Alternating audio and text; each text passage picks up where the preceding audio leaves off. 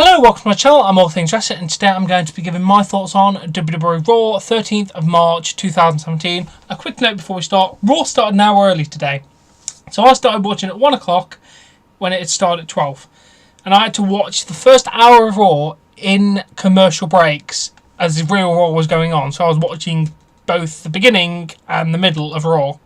It's not a good way to watch it. WWE, please just pick a time, 12 or 1. I prefer 12. Please pick a consecutive time. Anyway, we kick off Raw with Brock Lesnar's music playing. He does his Brock bounce on the stage, and then he did his Lesnar leap into the ring. Paul gets on his knees and orders his division on Advocate's fantasy. Did Brock Lesnar F5 the seemingly indestructible Goldberg? Yes, he did. The result was down goes Goldberg. Paul introduces himself and says he's not the only one who can see the future, but the vision has been bestowed on each and every one of you, courtesy of Goldberg eating carnivorous Brock Lesnar. What is that vision and what's the future? The future takes place on April 2nd, 2017.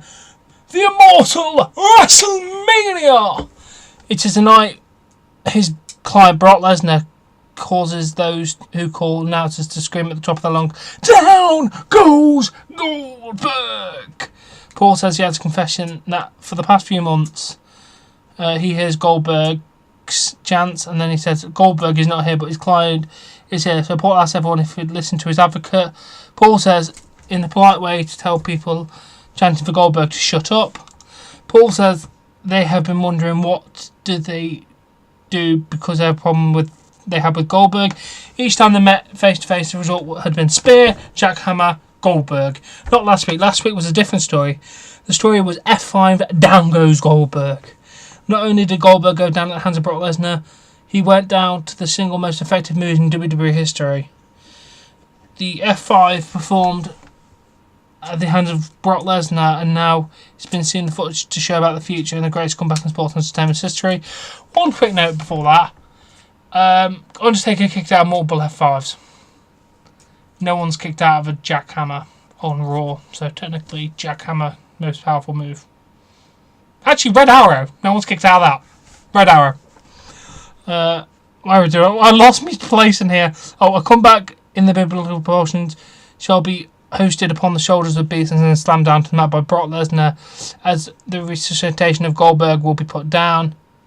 Paul says his vision of the future is validated. Paul said WrestleMania theory relatively goes F5, Lesnar goes up, down goes Goldberg. It was a great way to open the show. Very long, but really nice promo. Then we go to Mick in his office. Stephanie enters. Stephanie says Paul is so creepy and she likes that she can make Mick laugh due to the tension between them.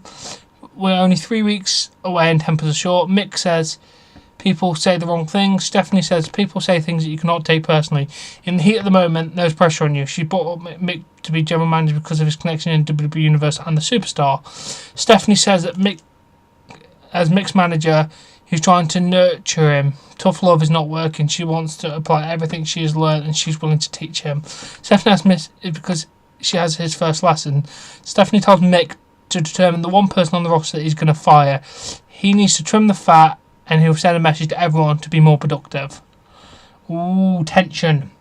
Then first match, Sasha Banks with Bayley versus Dana Brooke with Charlotte. Dana gets Sasha on the back, but Sasha escapes and gets a roll up for a 3 count. After the match, Charlotte calls Dana a disgrace and says that Dana does not deserve to be by her side. You will not ride her coattails into WrestleMania. Charlotte says she's going to get rid of Dana. Dana attacks Charlotte, connects with punches and clothesline. Charlotte tries to escape, but Dana holds onto her. Charlotte shows her displeasure with Dana and she leaves. So Dana finally stood up to Charlotte. Come on, let's see where this goes. I can't wait to see. Good match. Good end segment. I enjoyed it. Oh, and then Michael Cole mentions the Royal Award this year will be awarded to Eric Legrand, who was paralysed while playing for the Rutgers. I have notes for the Wrestling Newsroom on that, so I'll elaborate. But anyway, he is an incredible person, so I'm happy you're getting it. Very much respect to you, Eric Legrand. Anyway, match number 2, TJ Perkins and Akira Tozawa versus the Brian Kendrick and Tony Nese.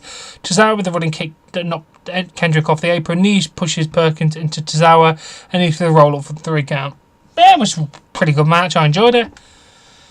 What can I say? It's building up to the rivalry of Brian Kendrick and Akira Tozawa. Not TJ Perkins. What am I saying? But yeah, that was a good match. Then Luke Gallows and just Luke Gallows was in the interview area, and they asked about the number 1 contender match and who they'd like to face. Oh, Carl said they won the title 6 weeks ago, but everyone wants to talk about the other teams. They are not flashes in the pan, so why are you asking about the other teams? Luke says to ask somebody about those teams. They said if they don't get the opportunity, they will take it. Fairly good. They're wearing a Bullet Club style t-shirt, which was nice. Then Kevin Owens makes his way to the ring. He stands in the ring with his spotlight. Kevin says 1 month ago today he took the spotlight and he put it right back where it belongs. We have a video package. Kevin says a lot of you people are upset with him for doing that and betraying Chris Jericho. You were upset because Kevin pretended to be his best friend for months. Kevin said he was never Chris's best friend. Chris Jericho never for 1 second truly considered him to be his best friend. Chris was getting close to Kevin so he could get close to my Universal title. Chris was mad, not because Kevin trained, but because Kevin did what everyone else would have done. He stabbed Chris in the back before Chris could stab him in the back. Now Chris wants revenge. Chris got him at Fastlane. Chris beat him at Fastlane, not Goldberg. At WrestleMania, Chris thinks he'll get the greatest payback at WrestleMania, but that just means Chris is dumber than he thinks. Kevin says that he will take Chris's title at WrestleMania. When he is done, the only thing left of Y2J will be the tears of Jericho. Crying, man. As far as tonight goes, the only thing Chris Jericho and that waste of space partner who Sami Zayn is going to get a lesson. The lesson is, who needs a best friend when you have a destroyer? Great promo. Kevin Owens is looking absolutely phenomenal right now. I'm loving Kevin Owens. I'm loving the main event scene. It is, well, not really main. This is like a mid-card scene for some reason, but it's great. And then we have that match, Samoa Joe and Kevin Owens versus Sami Zayn and Chris Jericho. Owens super kicks Jericho off the apron because he can. They didn't really fight that much in the match. I think they're trying to keep the actual match aspect as clear as they can to WrestleMania. Owens clips Zayn and they double team Zayn. Referee wants Owens but Joe, but then he calls for the bell because he's lost control. After the match, Joe with a Conkina clutch to Zayn and Owens with kicks. Jericho gets back in the ring and tries for the wall of Jericho, but Joe attacks Jericho. Joe holds Jericho and Owens with punches and kicks. Owens punches Jericho while officials come in the ring and they hold their arms out to exert their authority. Joe passes Jericho to Owens and Kevin hits the pop-up powerbomb. Great segment. It's building up to WrestleMania. I could have thought this would be a great Finn Balor return. Whereas he tweeted, which channel is Raw on with 2 controllers and break the internet on a mug. He never actually appeared. God damn it. I will reveal why he never returned at the end of the show. Stephanie tells Mick that she will help him make a decision. Stephanie says Sami Zayn since he's an underperformer. Yeah, seriously. He's no way an underperformer. He's great. Nia Jackson said she mentioned that she put Sasha Banks out of action for a month. Then Nia said she has her shoulders down for 3. Nia demands to be part of the women's title match. Stephanie says Nia will face Bayley tonight. Then Mick walks in the back and Jinder Mahal stops him and says that he has heard something about someone being fired. Jinder says it better not be him. He says Rusev has been holding him back. Foley tells Jinder if he stops talking he'll get a match. Mick says Mahal will face Roman Reigns. Oh, they also did make the Undertaker Roman Reigns match official on social media today or yesterday. I don't really know. Oh, and then we go to the New Day in the back since the host of WrestleMania. Xavier mentions their new show, New Day Talks. Xavier says you need the biggest possible guest for the debut show. Kofi says their guest is the star of the Jetsons WWE movie, The Big Show. Seriously, another one of these tie-in movies? I actually have to watch them and review them at some point, won't I? Xavier says the Big Show will have a chance to become a 2-time Andre the Giant Battle Royale winner. Xavier, Kofi and Big E ask a series of questions without allowing Big Show to answer. O'Neal stops by and he is told to leave. Titus says someone's job is on the line, so why should he care about being on this stupid talk show? Titus leaves, but he comes back and says He cares about why the task band is not the start of the Jackson movie. He pushes Big Show and Show looks angry. It was alright. I enjoyed that. I assume they've put Big Show in the Andre the Giant Battle Royale to be a backup plan if they don't get Shaq to sign. So we could still see Shaq. But yeah, that was an alright segment. I like the New Day. I think Big Show's turning heel again. Who knows? He's turned that many times. Oh, and then we are back. Enzo, Moray and Cass make their way to the stage to do their entrance. Enzo said they got a gift for the guy who spilled coffee, and he has an Enzo and Colin themed coffee cup. Enzo says there's two types of men in the world, Sheamus and Cesaro aren't either type. Colin said you are looking at your back brace buster and they are the Cinderella story. Colin says they're going to WrestleMania start and they're going to beat Sheamus and Cesaro from the Joe to 8 Mile. I have no idea. I think it's a reference to Detroit, Michigan, where they are. I fucking don't know. Then we have a match, Sheamus and Cesaro versus Enzo and Cass to determine the number one contender.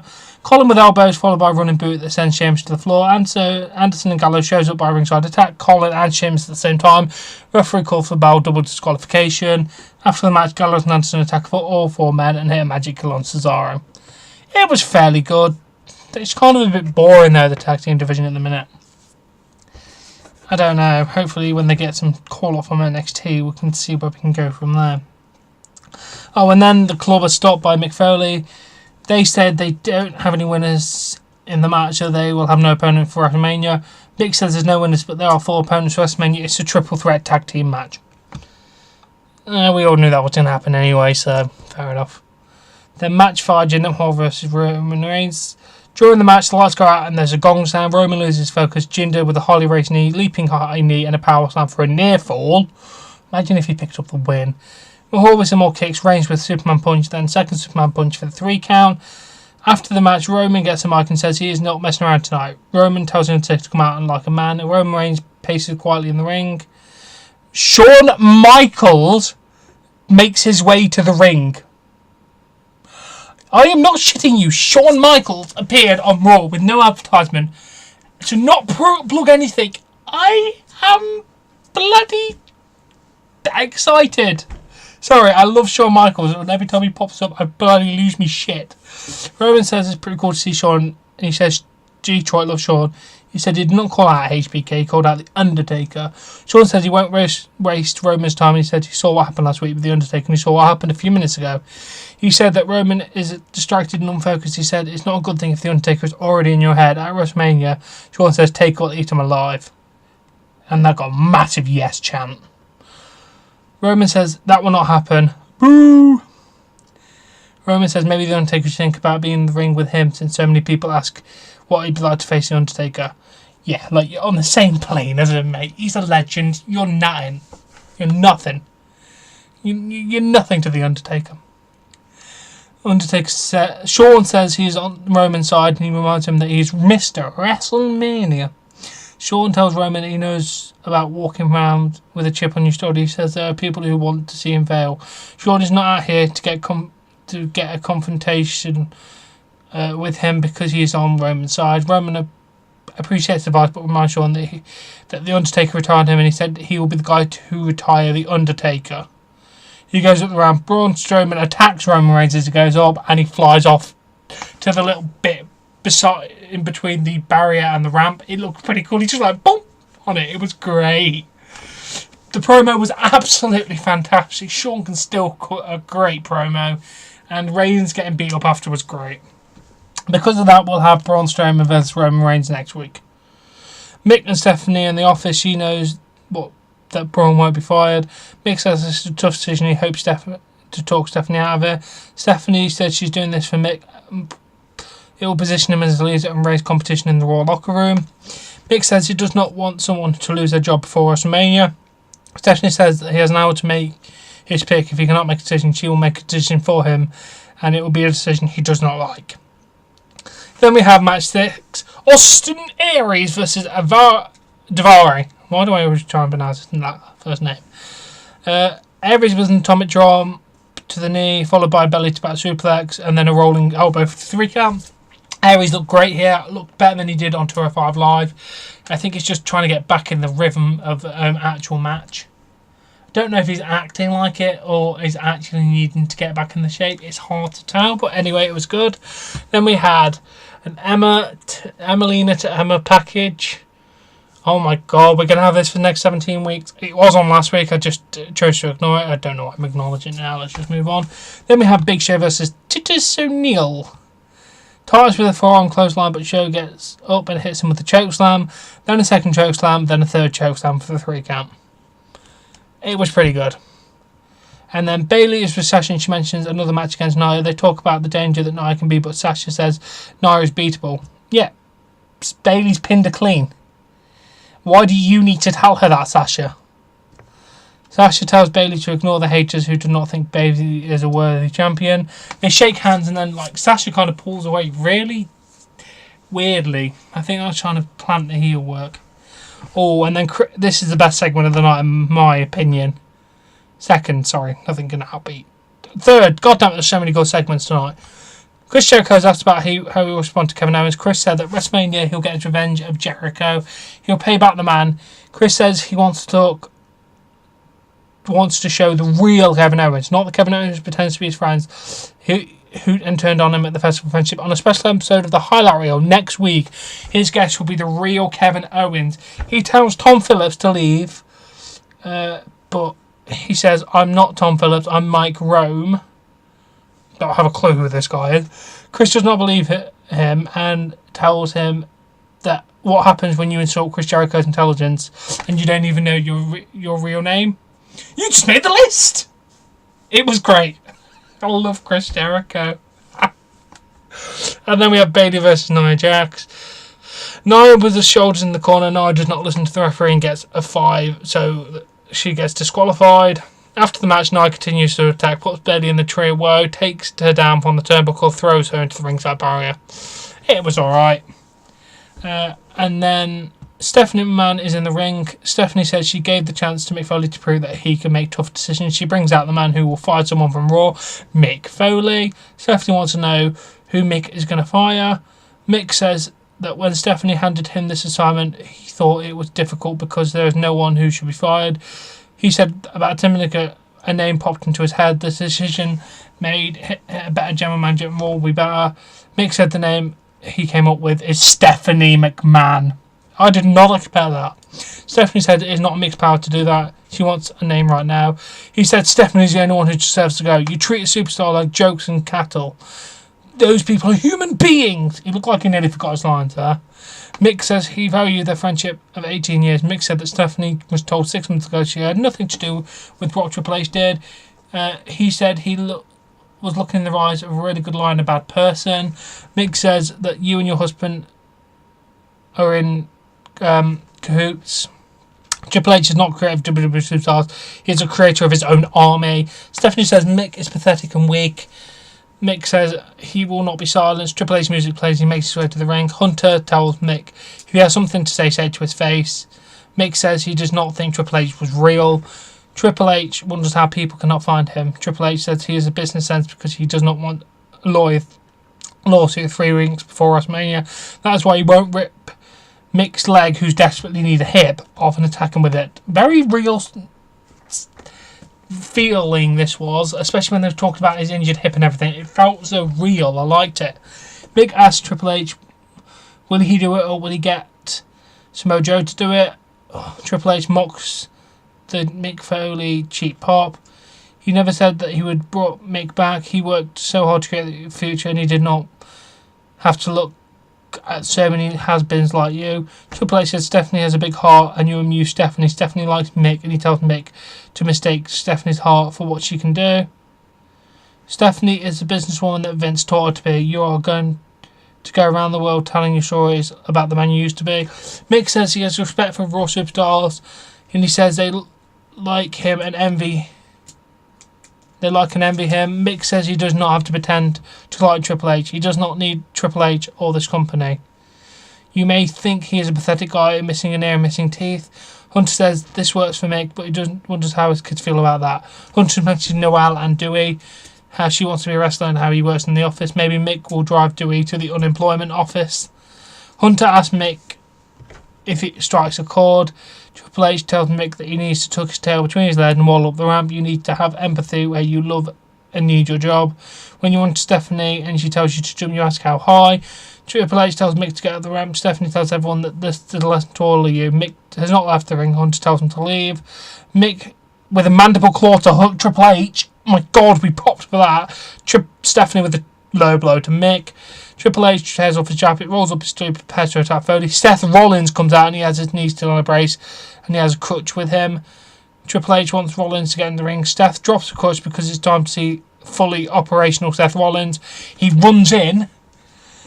Triple H and Rollins with punches. Seth with the advantage. Seth with thrust kicks, and then he points to the WrestleMania sign, hits the running boot to the head. Triple H goes to the floor. Triple H picks up the crutch and he goes into the ring, but Rollins with punches. Triple H hits Rollins in the knee with the crutch and swings at the knee and connects. Triple H tears his shot off and kicks Rollins in the knee. He applies the Indian death lock. Officials come out to the ring, hold their arms out to try to convince Hunter to stop the attack. Hunter hits Seth with a knee in the knee one more time with the crutch. And then we go to credits. My God, this was a really good Raw. I enjoyed it. The matches were pretty good, and the talking segments and stuff like this were amazing. Definitely getting this whole Road to WrestleMania feel on it. It just had an air of realism in this show, especially with the Triple H and Seth Rollins, Mick Foley stuff. All felt real. I liked it. It's looking positive at the minute. I'm enjoying it. Now, anyway, I do hope you've enjoyed this episode. Please give it a like if you have. Subscribe to see more content, and I'll catch you later.